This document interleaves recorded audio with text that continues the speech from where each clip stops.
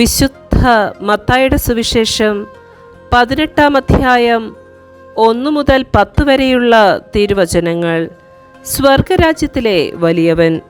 ശിഷ്യന്മാർ യേശുവിനെ സമീപിച്ച് ചോദിച്ചു, സ്വർഗരാജ്യത്തിൽ വലിയവൻ ആരാണ്? യേശു ഒരു ശിശുവിനെ വിളിച്ച് അവരുടെ മധ്യേ നിർത്തിക്കൊണ്ട് അരുളി ചെയ്തു, സത്യമായി ഞാൻ നിങ്ങളോട് പറയുന്നു, നിങ്ങൾ മാനസാന്തരപ്പെട്ട് ശിശുക്കളെപ്പോലെ ആകുന്നില്ലെങ്കിൽ സ്വർഗരാജ്യത്തിൽ പ്രവേശിക്കുകയില്ല.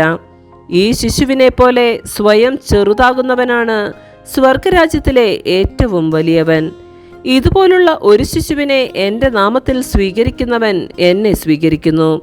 എന്നിൽ വിശ്വസിക്കുന്ന ഈ ചെറിയവരിൽ ഒരുവന് ദുഷ്പ്രേരണ നൽകുന്നവൻ ആരായാലും അവന് കൂടുതൽ നല്ലത് കഴുത്തിലൊരു വലിയ തിരിക്കല്ല് കെട്ടി കടലിൻ്റെ ആഴത്തിൽ താഴ്ത്തപ്പെടുകയായിരിക്കും. പ്രലോഭനങ്ങൾ നിമിത്തം ലോകത്തിന് ദുരിതം. പ്രലോഭനങ്ങൾ ഉണ്ടാകേണ്ടതാണ്, എന്നാൽ പ്രലോഭന ഹേതുവാകുന്നവന് ദുരിതം. നിന്റെ കയ്യോ കാലോ നിനക്ക് പാപഹേതുവാകുന്നുവെങ്കിൽ അത് വെട്ടി എറിഞ്ഞു കളയുക. 2 കൈകളും 2 കാലുകളുമുള്ളവനായി നിത്യാഗ്നിയിൽ എറിയപ്പെടുന്നതിനേക്കാൾ നല്ലത് അംഗഹീനനോ മുടന്തനോ ആയി ജീവനിലേക്ക് പ്രവേശിക്കുന്നതാണ്. നിന്റെ കണ്ണ് നിനക്ക് ദുഷ്പ്രേരണയ്ക്ക് കാരണമാകുന്നെങ്കിൽ അത് ചൂഴ്ന്നെടുത്ത് എറിഞ്ഞു കളയുക. 2 കണ്ണുകളോടും കൂടെ നരകാഗ്നിയിൽ എറിയപ്പെടുന്നതിനേക്കാൾ നല്ലത് ഒരു കണ്ണുള്ളവനായി ജീവനിലേക്ക് പ്രവേശിക്കുന്നതാണ്.